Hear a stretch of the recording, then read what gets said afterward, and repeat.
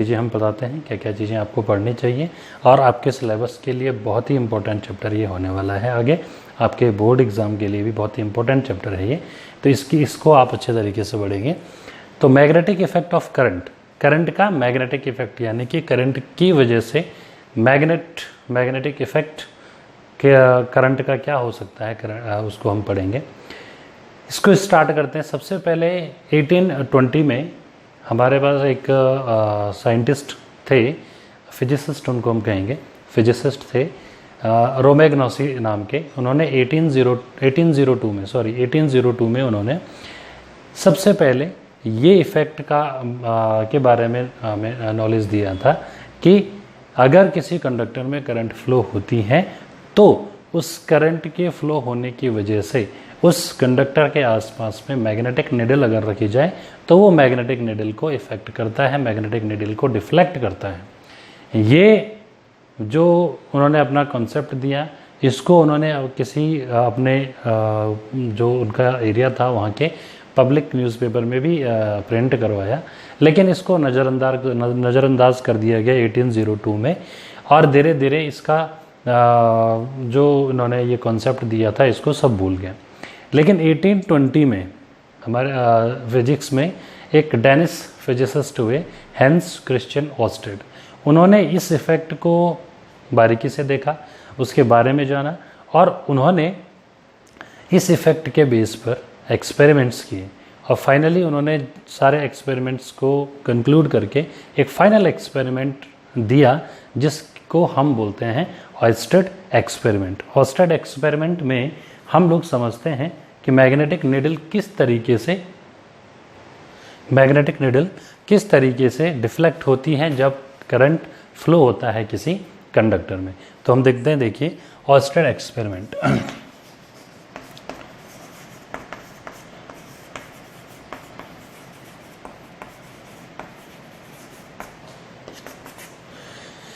इस एक्सपेरिमेंट में सिंपल सा एक कॉन्सेप्ट उन्होंने लिया, इसको हम कुछ पॉइंट्स के थ्रू पढ़ेंगे। सबसे पहले उन्होंने एक सर्किट बनाया, जिस सर्किट पे उन्होंने एक बैटरी, एक की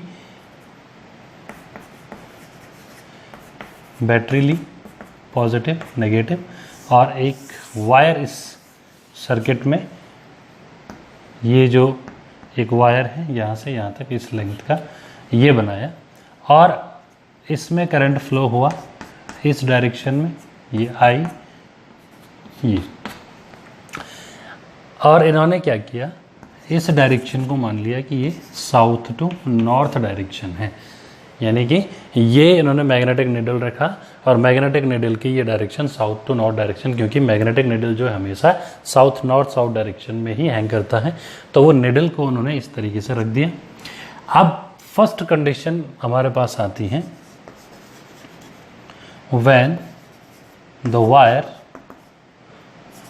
when the needle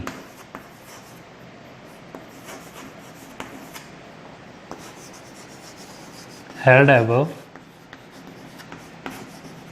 the wire and direction of current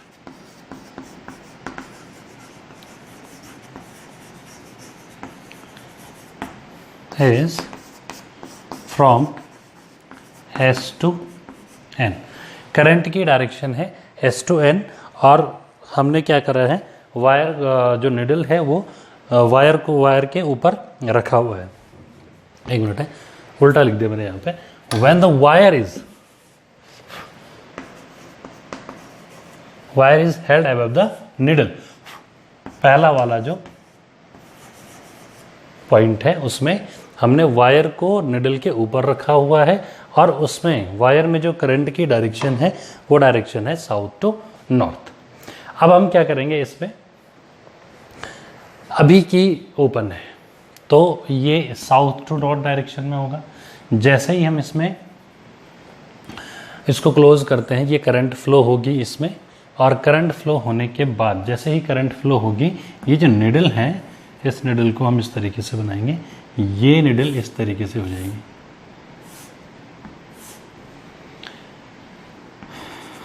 देखिए ये साउथ था, तो ये डिफ्लेक्ट हो गया इस डायरेक्शन में, और ये नॉर्थ था यहाँ पे, ये इस डायरेक्शन में डिफ्लेक्ट हो गया नॉर्थ वाला, ये इस तरीके से हम बनाएंगे, एन डैश इसको मान लेते हैं। तो जो निडल है वो हमने ऐसे किसी स्टैंड पे रखी हुई है, और ये स्टैंड पे रखने के बाद जैसे इसमें करंट फ्लो होती है साउथ टू नॉर्थ, ये डायरेक्शन साउथ, ये जो साउथ वाला है ये कहाँ चला जाएगा, देखिए ये साउथ ये नॉर्थ, तो साउथ वाला जो एंड है निडल का वो चला जाएगा ईस्ट की तरफ, और नॉर्थ वाला जो है वो चला जाएगा वेस्ट की तरफ। ठीक है, तो ये पहला इफेक्ट था जो ऑस्टेड ने दिया था।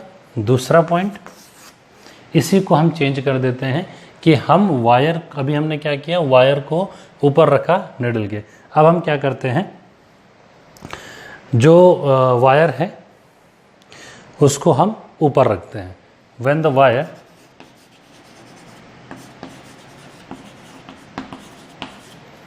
held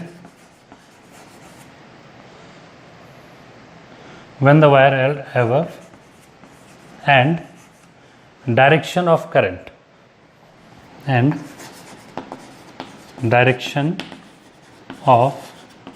करंट की जो डायरेक्शन है वो है एन टू एस, यानी नॉर्थ टू साउथ। ये कैसे होगा इसको ध्यान दीजिए, यहाँ पे उसको दूसरे तरीके से बना लेते हैं, हम इसको चेंज कर देंगे। ये हमने चेंज किया, ये की है, ठीक है, और ये अब इस तरीके से चेंज हो जाएगा। देखिए ये नेगेटिव ये पॉजिटिव, अब करंट की डायरेक्शन कहाँ होगी, जब ये की क्लोज होगी ऐसे ऐसे, ये इनिशियल पोजीशन ऐसे। अब अगर हम इस कंडीशन में करंट फ्लो करवाते हैं north to south N to S, अभी करंट की डायरेक्शन है, तो तब क्या होगा, ये जो निडल है जो इस डायरेक्शन में थी, अब ये निडल क्या हो जाएगी, इस डायरेक्शन में ऐसे निकल जाएगी।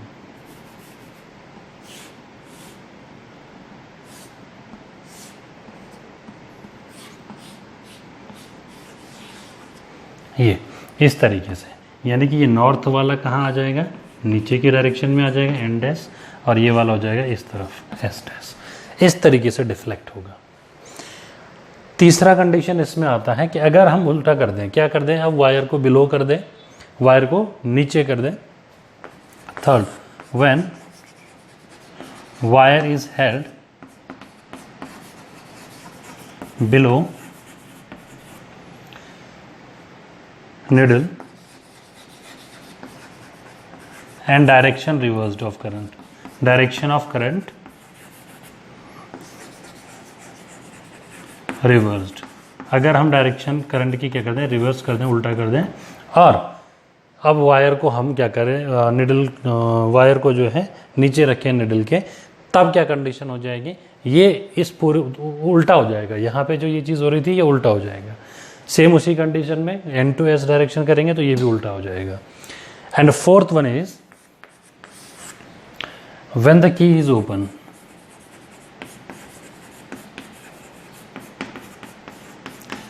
when the key is open then no deflection, resultant क्या आएगा, no deflection, यानी कि वो क्या हो जाएगा, अपनी इनिशियल पोजीशन पे चला जाएगा, जैसा एस टू एन रखा हुआ है। अगर हम इसको यहाँ से हटा दें, ओपन कर दें, तो ये निडल जो है एस टू एन डायरेक्शन जैसे रहती है वैसे ही रह जाएगी, कोई भी डिफ्लेक्शन नहीं होगा। तो ये ऑस्टेड ने एक्सपेरिमेंट दिया था। इस एक्सपेरिमेंट के बेस पे उन्होंने कहा था कि जब किसी भी कंडक्टर में करंट फ्लो होती है तो करंट फ्लो होने की वजह से उस कंडक्टर के आसपास मैग्नेटिक फील्ड बन जाता है, और जिस मैग्नेटिक फील्ड में हम मैग्नेटिक निडल को अगर रखेंगे तो वो मैग्नेटिक निडल डिफ्लेक्ट हो जाती हैं, अलग अलग कंडीशन में अलग अलग तरीके से डिफ्लेक्ट होती है, और उसका ये उन्होंने पूरा एक्सप्लेनेशन दिया। तो ऑस्टेड एक्सपेरिमेंट का जो कंक्लूज़न था, तो सिंपल कंक्लूज़न उन्होंने ये बताया इसमें कि अगर हम किसी भी कंडक्टर में करंट अगर फ्लो करवाते हैं और उस कंडक्टर के पास मैग्नेटिक निडल लेके जाते हैं, तो वो मैग्नेटिक निडल क्या हो जाती है, डिफ्लेक्ट होती है, यानी कि करंट की वजह से वहाँ पर क्या इंड्यूस हो जाता है, मैग्नेटिक फील्ड इंड्यूस हो जाता है, और यही करंट का इफेक्ट ऑस्टेड ने 1820 में बताया था।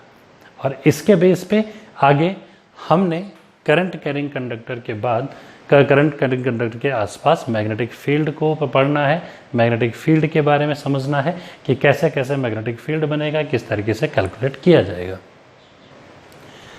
अब इसके बाद आता है बायोट-सवार्ट लॉ।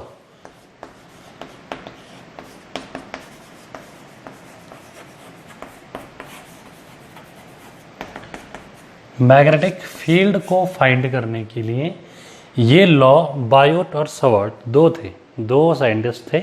इन्होंने जो ऑर्स्टेड एक्सपेरिमेंट है उसको स्टडी किया और उसके बेस पर क्योंकि ऑर्स्टेड एक्सपेरिमेंट में तो हमें ये पता चल जाता है कि मैग्नेटिक फील्ड बनता है, लेकिन मैग्नेटिक फील्ड बनता कैसे है, उसको किस तरीके से हम यूज़ कर सकते हैं, किस तरीके से कैलकुलेट कर सकते हैं किसी कंडक्टर के लिए, उसके लिए जो लॉ दिया था वो दिया था बायोट-सवार्ट ने।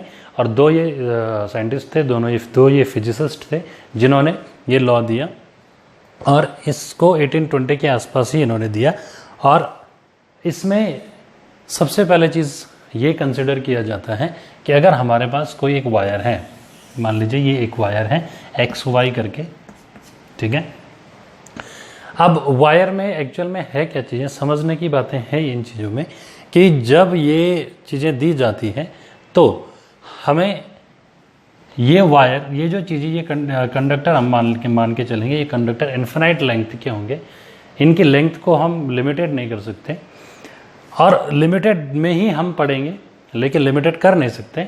ये हमने जो पढ़ना है वो इन्फिनाइट के लिए ही पढ़ना है। जब कभी स्ट्रेट कंडक्टर आएगा तो वो इन्फिनाइट लेंथ का होगा, वायर आएगा, ये इस तरीके का वायर आया, इस तरीके का कंडक्टर आया, वो इन्फिनाइट लेंथ का होगा। वो हम एक आइडियल सिचुएशन रखेंगे, उस आइडियल सिचुएशन के बेस पे ही हम आगे स्टडी करेंगे। तो बच्चों क्या होगा, बायोट-सवार्ट ने क्या कहा कि अगर हमें मान लीजिए हमारे पास XY एक कंडक्टर है जिसमें करंट फ्लो हो रही है I, ये करंट I फ्लो हो रही है इसमें, ठीक है।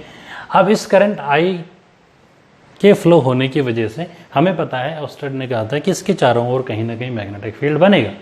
अगर मैग्नेटिक फील्ड बनेगा तो बायोट-सवार्ट ने क्या कहा कि ठीक है, इसके चारों ओर कहीं पर भी मान लीजिए मैग्नेटिक फील्ड बना और इस पॉइंट पे ये मैग्नेटिक फील्ड मान लीजिए हमें कैलकुलेट करना है, ये पॉइंट P है, इस पॉइंट P पे हमें मैग्नेटिक फील्ड क्या करना है, कैलकुलेट करना है। तो अब इतना बड़ा लेंथ का वायर है, उसको तो हम लोग कंसिडर नहीं कर पाएंगे। तो इन्होंने क्या किया, छोटे छोटे सेगमेंट, वायर अगर मान लीजिए ये है तो इसके छोटे छोटे सेगमेंट, ये इस तरीके से, तो ये जो छोटे छोटे सेगमेंट्स होते हैं, इन छोटे छोटे सेगमेंट्स को हम बोलते हैं current element.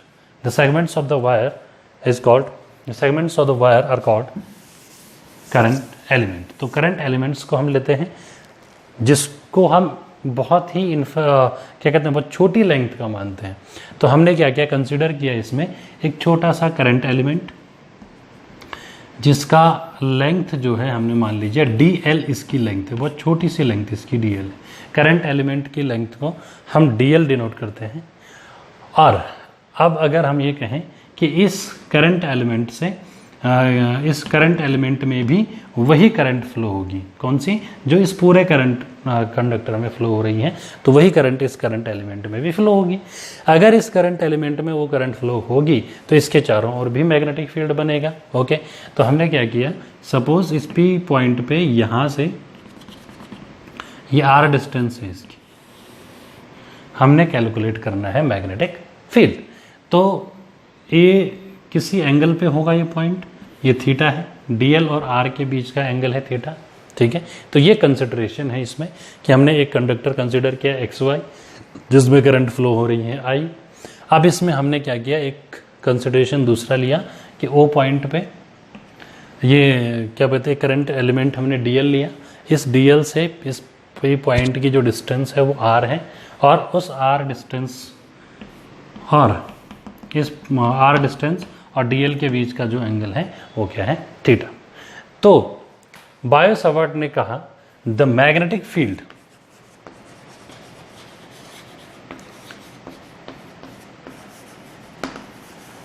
Due to current element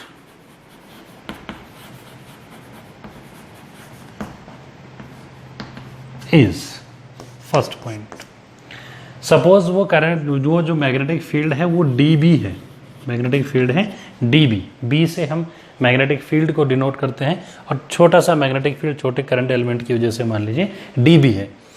तो उन्होंने ये कहा कि ये जो dB होगा, पहला पॉइंट आएगा is directly proportional to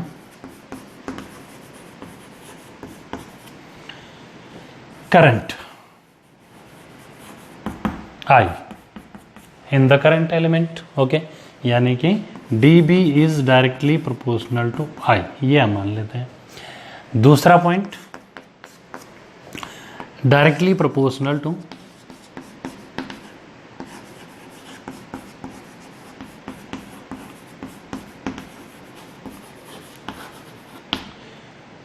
length. कौन सी लेंथ? dl वाली लेंथ, ठीक है। और तीसरा आएगा डायरेक्टली प्रोपोर्शनल टू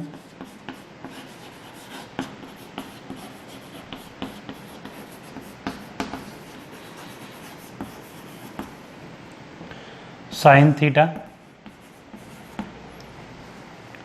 ये वाला आएगा dB is directly proportional to dl, और ये वाला आएगा dB is directly proportional to sine theta. और फोर्थ आएगा इनवर्सली प्रोपोर्शनल टू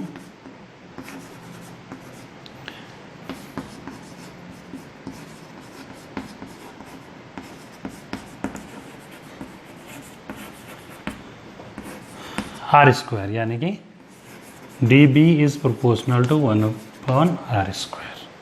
ये आ जाएगा हमारे पास। जब हम इन सब को इकट्ठा लिखेंगे तो dB is directly proportional to IDL sine theta upon r²। तो dB इज इक्वल टू, एक कांस्टेंट आएगा K IDL sine theta upon r², ये हो जाएगा। इसमें K जो है एक प्रोपोर्शनलिटी कांस्टेंट होता है, जिसको हम लिखते हैं μ0/4π से, और इसकी जो वैल्यू होती है वो होती है 10⁻⁻7 टेस्ला एम्पियर मीटर इनवर्स, इसका यूनिट होता है। तो इसकी वैल्यू यहाँ पे रखेंगे, तो dB is equal to μ0/4π IDL sine theta upon r², ये हो जाएगा। तो इसको अगर हम वेक्टर फॉर्म में भी लिखें अगर, तो dB इज इक्वल टू, हमें ये करना पड़ेगा 4π IDL r sine theta upon r³, ठीक है बच्चों। और इसको अगर हम वेक्टर फॉर्म में लिखें तो DL r साइन थीटा तीनों वेक्टर हैं, तो dB is equal to μ0I/4π और dl vector cross r upon r³, ये आ जाएगा हमारे पास। इसको हम लिख देंगे, ये इसका वेक्टर फॉर्म हो गया। तो ये बायट-सवार्ट ने कहा था कि किसी कंडक्टर के आसपास मैग्नेटिक फील्ड अगर बनता है तो वो इस मैग्नीट्यूड का बनेगा, dB is equal to μ0/4π IDL sine theta upon r²। इसको हम इसका एक्सप्रेशन मानेंगे जब किसी कंडक्टर के अराउंड हमें मैग्नेटिक फील्ड क्या करना होगा, कंसिडर करना होगा। अब ध्यान देते हैं कि ये मैग्नेटिक फील्ड बनेगा, और ये मैग्नेटिक फील्ड अगर वेक्टर क्वांटिटी है तो इस मैग्नेटिक फील्ड का जो डायरेक्शन होगा हम कैसे देंगे। हमारे पास आता है cork screw rule. Cork screw rule हम इस तरीके से मानते हैं कि अगर स्क्रू जो है मान लीजिए इस तरीके का है, तो हम इसको ऐसे घुमाते हैं, स्क्रू को घुमाएंगे ये आगे की ओर बढ़ेगा। तो ये इस तरीके से अगर हम रखेंगे तो ये ऐसा घूमेगा और आगे की ओर बढ़ेगा। ये जो टिप इसका आगे की ओर बढ़ रहा है ये शो करता है करंट की डायरेक्शन को, इस तरीके से ये। और जो फिंगर इस तरीके से कर्ल हो रही है, जो थंब हमारा इस तरीके से जा रहा है, कर्ल होके जा रहा है ऐसे, ये डायरेक्शन होगी किसकी, मैग्नेटिक फील्ड की। तो ध्यान दीजिए, अगर करंट की डायरेक्शन ये है, इसको हम बोल रहे हैं करंट की डायरेक्शन, जो इसका टॉप है, ओके, कैप है जो पेन का, उसको हम बोलेंगे डायरेक्शन ऑफ करंट। तो ये कैप ऊपर की ओर जा रहा है, यानी करंट ऊपर की ओर जा रही है। तो मैग्नेटिक फील्ड कहाँ जा रहा है, देखो इस तरीके से अगर हम देखें, ये देखिए अंदर की ओर, प्लेन ऑफ पेपर पे अंदर की ओर जा रहा है। तो जब मैग्नेटिक फील्ड अंदर की ओर जाएगा तो उसको हम क्रॉस से साइड दिखाएंगे, क्योंकि जब स्क्रू को इस तरह से अंदर डालेंगे तो उसका क्रॉस पीछे दिखता है। दूसरा, अगर हम इसको उल्टा कर दें, डायरेक्शन नीचे की तरफ कर दें करंट की, तो ये नीचे जाएगा तो अंगूठा कहाँ आएगा, बाहर की ओर आएगा, तब हम उसको इस तरीके से शो करेंगे DV dot. Plane of paper पे जब अंदर की ओर मैग्नेटिक फील्ड का डायरेक्शन होगा उसको इस तरीके से क्रॉस करके दिखाएंगे, और अगर प्लेन ऑफ पेपर पे बाहर की ओर डायरेक्शन होगा तो उसको डॉट से हम शो करेंगे। तो ये किसने कहा था, बायट-सवर्ट ने लॉ दिया था, और इस लॉ के अकॉर्डिंग हमारे पास किसी स्ट्रेट कंडक्टर, किसी कंडक्टर के पास में मैग्नेटिक फील्ड जो है वो कितना बनता है, उसका मैग्नीट्यूड कितना होता है, इसको हम पढ़ते हैं बायट-सवर्ट लॉ से। तो ये हमारे पास एक जनरल सा और एक very first law of magnetic field ये हमारे पास बनता है।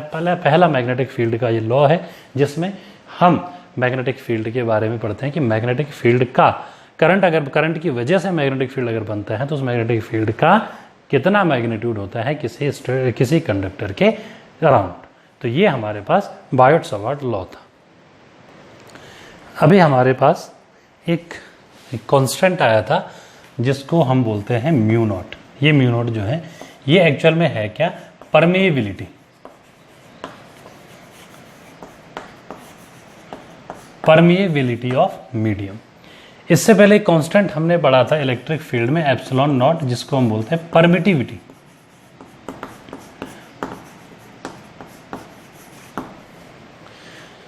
ठीक है, तो इन दोनों में भी एक रिलेशन होता है। ठीक है, तो इसके रिलेशन में हमारे पास एक छोटा सा टॉपिक है, उसको हम देख लेते हैं, relation between mu naught, e naught and सी।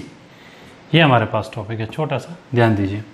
अब क्योंकि हमें पता है 1/4 पाई एप्सिलॉन नॉट क्या होता है बच्चों, ये होता है 9 × 10⁹ न्यूटन मीटर स्क्वायर पर कूलम स्क्वायर, ये होता है। ओके, और म्यू नॉट अपॉन 4 पाई अभी हमने ये देखा था, ये होता है 10⁻⁷ tesla metre ampere inverse. Okay, अब ध्यान दीजिए, इसमें हमें इनके बीच में रिलेशन लेना है। रिलेशन कैसे निकलेगा, हम क्या कर देते हैं, म्यू नॉट और ई नॉट को मल्टीप्लाई कर लेते हैं, mu naught into E not, mu naught into E not. Mu naught क्या है, परमिएबिलिटी ऑफ द मीडियम, कोई मीडियम कितना मैग्नेटिक फील्ड परमिट करता है उसके लिए म्यू नॉट। परमिटिविटी, कोई इलेक्ट्रिक फील्ड कितना कोई क्या कहते हैं, मीडियम कितना इलेक्ट्रिक फील्ड परमिट करता है, वो परमिटिविटी।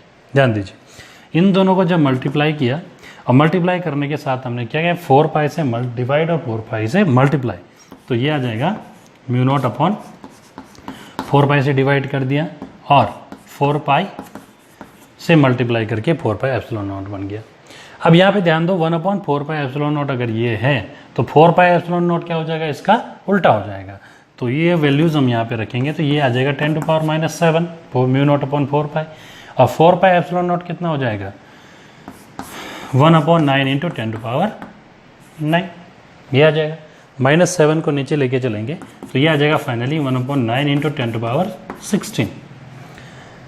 एक्चुअल में mu naught into E not जो हमने किया था वो कितना आएगा, 1/3 × 10⁸ का स्क्वायर।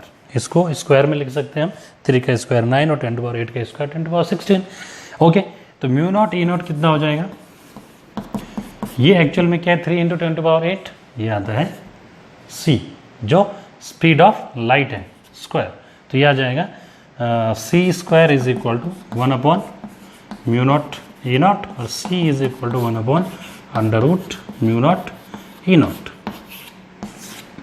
ये हमारे पास क्या है, c, mu naught e not, इसके बीच में रिलेशन है।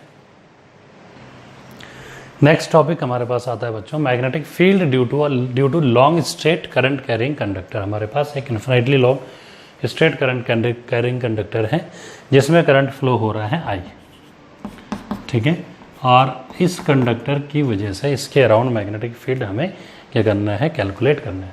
और मान लीजिए हमने एक पॉइंट P यहाँ पे कंसिडर किया जिस पर हमें ये मैग्नेटिक फील्ड इसकी वजह से क्या करना है, कंसिडर करना है, कैलकुलेट करना है।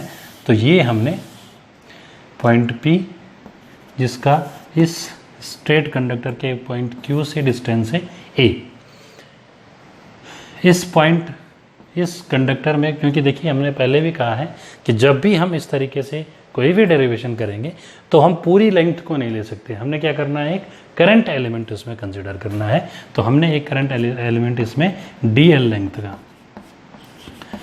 क्या कर लिया, कंसिडर कर लिया, ठीक है। और इस करंट एलिमेंट का एक पॉइंट है, मान लीजिए O पॉइंट है, और इस O पॉइंट को, ये O पॉइंट से और इस P पॉइंट का जो ये डिस्टेंस है ये मान लीजिए R है, और DL और R के बीच का जो एंगल है वो है थीटा, और इस Q पॉइंट से और इस करंट एलिमेंट की जो लेंथ है वो लेंथ है मान लीजिए हमारे पास L, ठीक है। अब एक एंगल बनता है यहाँ पर, ये वाला, ये मान लीजिए फाई है, किसके बीच में बनाइए, ये इस लेंथ और इस लेंथ के बीच में। यहाँ से हमने इस पॉइंट को मिलाया और यहाँ से भी इस पॉइंट को मिलाया, तो एक एंगल नीचे की तरफ ये वाला आएगा, इसको मान लीजिए फाई 1, और ये ऊपर का एंगल आएगा, इसको मान लीजिए फाई 2। तो ये कंसिडरेशन है हमारे पास इसके लिए। तो बायोट-सैवर्ट लॉ के अकॉर्डिंग हमारे पास क्या आएगा, अकॉर्डिंग टू बायोट-सैवर्ट लॉ,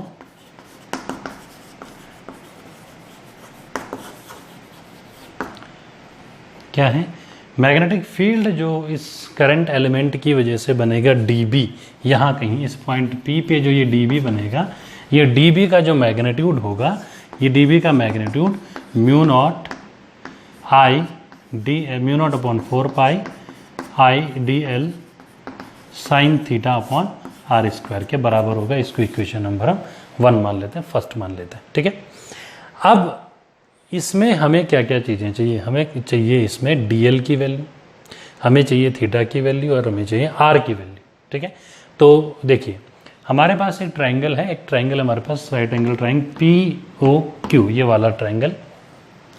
तो इन ट्रायंगल POQ क्या है, इसमें 3 एंगल हैं। देखिए ये राइट एंगल है, यहाँ पे 90 है, 90 थीटा और फाई, तो यह आ जाएगा theta plus phi plus 90 is equal to 180 degree, ठीक है।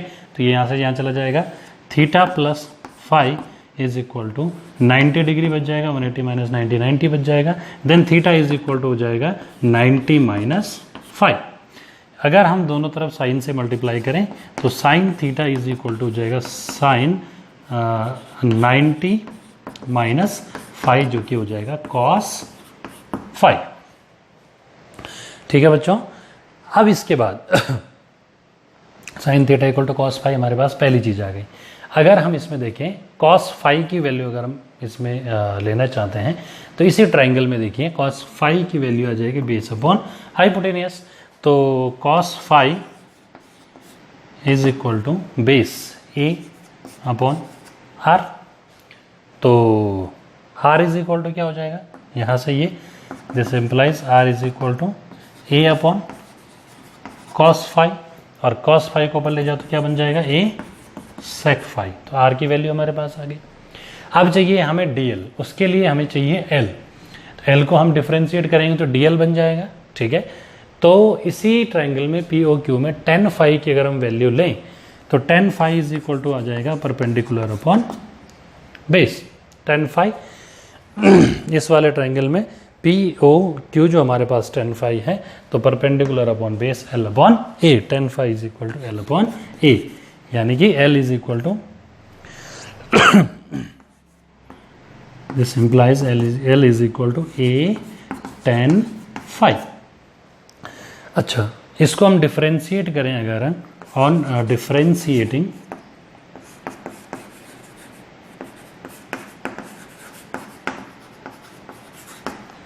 DL इज इक्वल टू क्या बन जाएगा, A तो कांस्टेंट है tan फाई का, सेक स्क्वायर फाई, और फाई का हो जाएगा फिर D फाई। DL की वैल्यू ये आ गई। अब इक्वेशन 1 को अगर हम देखें फ्रॉम 1 जो है हमारे पास, दिख रहा है नहीं दिख रहा है, फ्रॉम 1 पहला वाला जो है इक्वेशन है, वहाँ से देखिए DB क्या आ जाएगा, DB is equal to mu naught I upon 4 pi, ये तो ठीक है। डीएल का वैल्यू ये a sec square phi D phi ये आया, ठीक है। साइन थीटा का कॉस फाई आया अपॉन आर स्क्वायर है, तो आर का वैल्यू ए सेक फाई है, तो ए स्क्वायर सेक स्क्वायर फाई हो जाएगा। देखिए तो सेक स्क्वायर फाई से तो सेक स्क्वायर फाई कैंसिल हो गया और ए से ये ए भी कैंसिल हो गया। तो अब हमारे पास बचा क्या, d v is equal to, इसको यहाँ पे लिख देते हैं, d b is equal to mu naught I upon 4 pi, ये कैंसिल हो गया, cos phi D phi upon a, cos phi D phi upon a, ये हमारे पास बच जाएगा। D b is equal to mu naught I cos phi D phi upon 4 pi a, ये तो डी बी आया। ये तो इस एलिमेंट की वजह से, ऐसे ही बहुत सारे एलिमेंट होंगे तो उस पूरे लेंथ की वजह से कितना आएगा, पूरे कंडक्टर की वजह से इसको हम उसको निकालने के लिए हम क्या कर देंगे, इसको इंटीग्रेट कर देंगे। तो बी जो टोटल बनेगा that will be integration of D B, कहाँ से, फाई 1 टू फाई 2। इसको एक दूसरे तरीके से हम सॉल्व कहें तो देखिए ये अगर एक्सिस है तो एक्सिस के ऊपर वाला हिस्सा ये एंगल प्लस वाले उसमें आएगा, ये नीचे वाला माइनस उसमें आएगा, तो माइनस फाई 1 टू फाई 2 कर देते हैं, ओके। और डी बी आ जाएगा और ये आ जाएगा B is equal to integration minus phi 1 to phi 2 और mu naught I upon 4 pi A cos phi D phi, ये हो जाएगा। इतना आ गया। इसके बाद इसको जब हम सॉल्व करेंगे,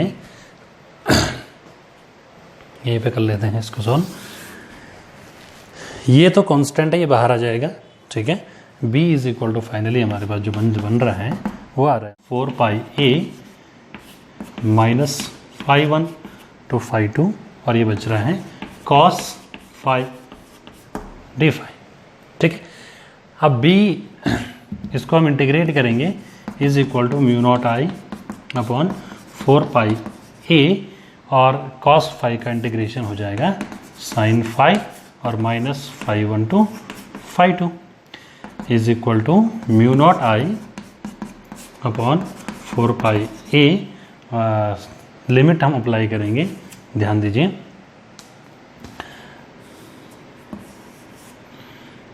साइन अपर लिमिट आएगा फाई 2 माइनस लोअर लिमिट आएगा, तो इसको हम लिखेंगे साइन माइनस फाई 1, ये एंड और ये खत्म। यहाँ पे साइन माइनस थीटा और माइनस साइन थीटा, तो ये माइनस बाहर आ जाएगा, माइनस माइनस से प्लस हो जाएगा, तो ये जो b का वैल्यू हमारे पास आएगा mu naught I upon 4 pi ए और ये बन जाएगा आपके पास sine phi 1 plus sine phi 2, ठीक है बच्चों। तो ये हमारे पास मैग्नेटिक फील्ड बन जाएगा स्ट्रेट कंडक्टर की वजह से उसके अराउंड, ठीक है। अब इसमें थोड़ी सा कुछ पार्ट रह गया, इसका स्पेशल केसेस हैं इसमें, इसको हम यहाँ पे कर लेते हैं सॉल्व। स्पेशल केसेस में पहला आएगा first, if phi 1 is equal to 90, phi 2 is equal to 90। कहने का मतलब ये जो पॉइंट P है, ये पॉइंट P इस Q के बिल्कुल नियर हो, बहुत नज़दीक हो, तो ये इस से 90 का एंगल बनाएगा, इससे भी 90 का एंगल बनाएगा, तो फिर कितना हो जाएगा, ध्यान दीजिए। B is equal to mu naught I upon 4 pi A sine phi 1 90 और साइन फाई 2 वो भी 90, ठीक है। तो ये आ जाएगा mu naught I upon 4 pi A sign 91 sign 91 1 और 1 2, तो म्यू नॉट आई इंटू 2 अपॉन 4 पाई ए कैंसिल हो जाएगा। फाइनली बी हमारे पास आ जाएगा mu naught I upon 2 pi a, ये आ जाएगा।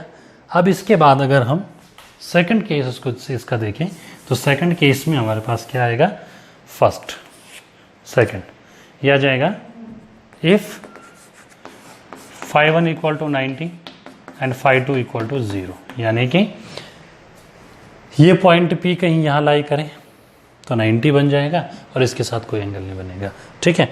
तो इसके आसपास बनेगा तो इधर ये φ1 तो 90 बन जाएगा, ये 0 हो जाएगा, तो B is equal to μ0I upon 4πa 1 sin 90 1 और sin 0 0, तो यह आ जाएगा B is equal to μ0I upon 4πa। तो ये एक्सप्रेशन हो जाएगा उस कंडीशन में। ध्यान दीजिए बच्चों, ये चीज़ें बहुत ज़रूरी है, ये बहुत ही इंपॉर्टेंट डेरिवेशन है हमारे इसमें, और इस डेरिवेशन को बेस मान के हम बहुत सारे आगे डेरिवेशन करेंगे, बहुत सारा हमारे पास मटेरियल बनेगा इस मैग्नेटिक फील्ड के लिए, जिसको कि हम जब मैग्नेटिक फील्ड हम कैलकुलेट करेंगे उस टाइम। ओके, इसके बाद एक छोटा सा टॉपिक है इसमें कि इस डिस्टेंस A और मैग्नेटिक फील्ड B में क्या वेरिएशन होता है। एक ग्राफ इसका बनेगा, उसको हम लिखेंगे variation of A with B, उल्टा लिख दिया, B विद A, डिस्टेंस के साथ B का मैग्नेटिक फील्ड का क्या वेरिएशन होगा। तो ये x एक्सिस में लेते हैं हम डिस्टेंस और y एक्सिस में लेते हैं B मैग्नेटिक फील्ड। और तो देखिए यहाँ पे ये आता है, ये जो इसका एक्सप्रेशन आया था A के साथ, B is inversely proportional to A, ये है B is inversely proportional to A। कहने का मतलब A अगर बढ़ रहा है तो B घटेगा और A अगर बढ़ रहा है तो B क्या होगा, घटेगा।